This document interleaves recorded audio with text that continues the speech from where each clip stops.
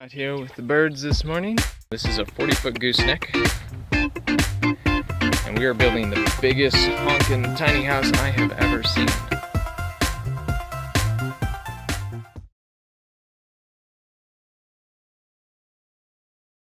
And just wanted to point out what I did on the roof. My design. I'm doing a single slope roof just because we want to maximize space interiorly. But what I did here was, you can see I've got my bird's mouth right there. And then I've got the other bird's mouth right down there with the extra additional space for the sheathing, to go underneath it. So what I did was I measured from this edge to the top of the roof edge right here.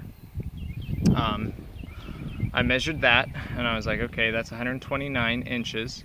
And then I stuck a board up there, basically just set the board just flat up there, and then I marked where the edge of the roof was. So I just took my square, set it up right here, and then marked just a straight line up the board. And then I went to the other side where the bird's mouth would end, and I marked a line. And then I added on the 1/2 inch for the sheathing, where the sheathing would go, and just marked the line up that way. So I had a mark going perfectly vertical up, just a level line going up.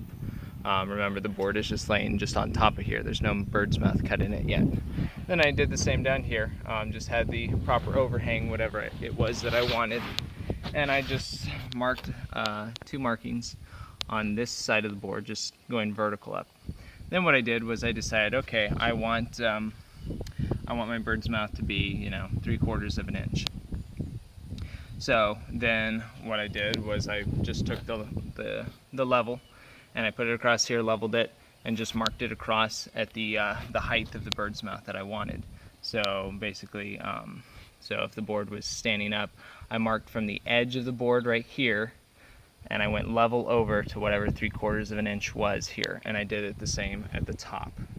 So yeah, so it would leave a little triangle notch. Okay, because my board's like this, and so I just marked from here perfectly low over, and that was 3/4 of an inch, and just cut out that triangle.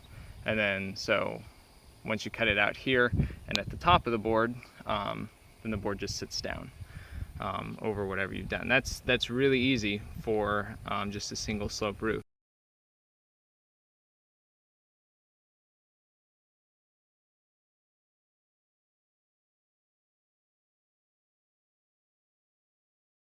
Alright, now as far as figuring out, okay, now I need to cut my ends.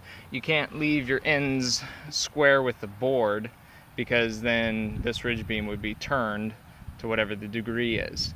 So then what I did was, so if you can picture this board just like sticking out over here, is I got my level, I stuck my level up against it and marked a perfectly level line.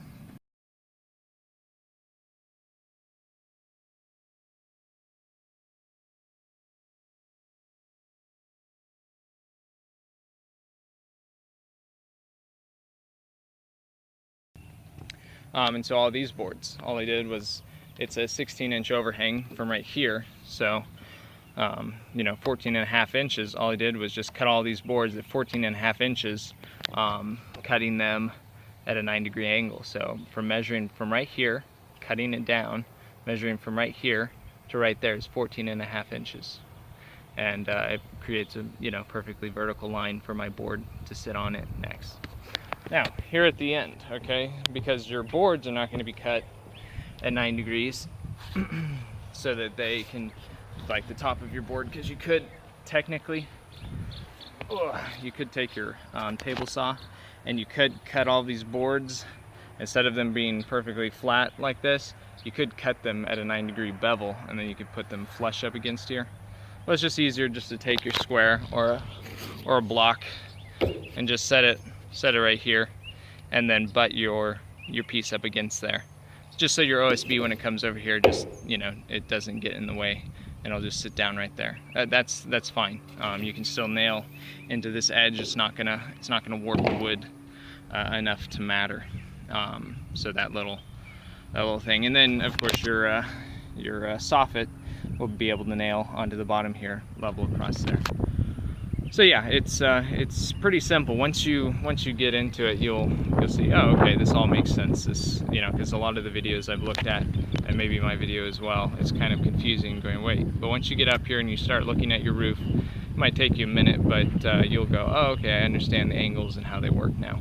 You just need some hands-on experience. Then also what I did was I've got these blocks here.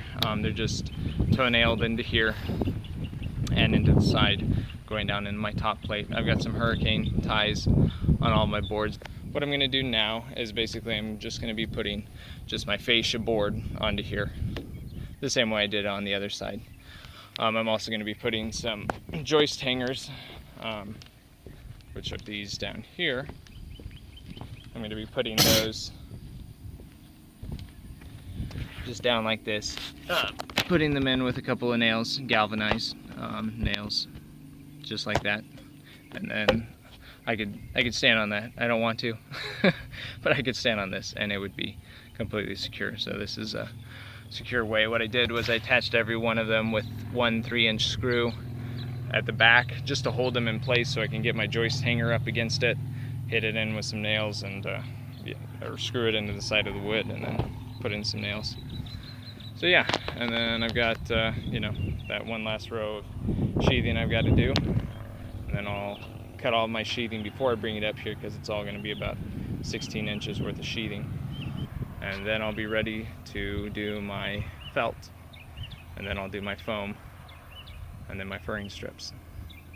Oh, something else you might have noticed is that I've got this sticking up over this surface. These are 2x8s, and then this is 2x6. Okay, why am I doing that? Because on this side, this is the house, so I'm going to have my felt, then my foam, and then my furring strips, and then my roof. On this side, I'm just having sheathing, just my OSB. There's not going to be any foam or furring strips, so that's an inch and a half that I've got to make up for the difference between this one and this one. So that's basically what I'm doing here, is this gap right here. By the time I get sheathing on it, this will be about an inch and a half difference, so that this side will meet up with this side perfectly. So obviously you could just do this all to be the same. You could put foam down on that side, but there's no house under it, so it's not like the insulation's going to do anything. So I figured, I'll just, you know, buy some 2x8s. That'll raise it up to the proper height, and just sheath on that, and then I just have to put down the sheathing and the felt, and I don't have to waste any foam, rigid foam, and furring strips on it. So yeah, that's why it's like that. So here's the roof with the EPS foam on it. It's just 3/4 of an inch.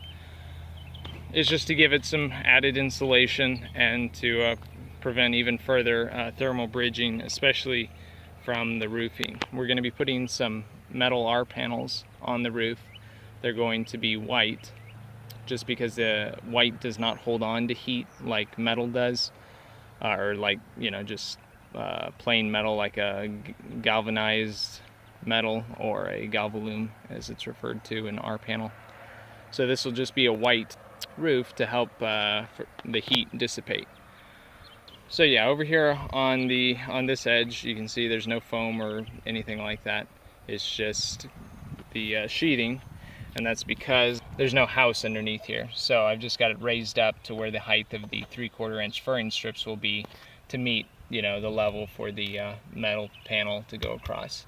But yeah, that's just the overhang. So it's got, you know, a radiant barrier sheathing on it, but that's it. Then on here is going to go the furring strips, and we'll have vented closures underneath the ridge cap and over here on the edge to help with cooling, so the air moves under and helps keep everything even cooler. But there is felt underneath here, so all this is taped, and then there's felt, so that's even a double layer of waterproofing as well. I don't know how this tape is going to hold up. It's you know, as far as being on a roof, hopefully it doesn't get too hot for it, but it's a good rated tape. Okay, here's the tape. So it's my camera would focus on the tape. CW. Cold weather formula. Yeah, venture tape.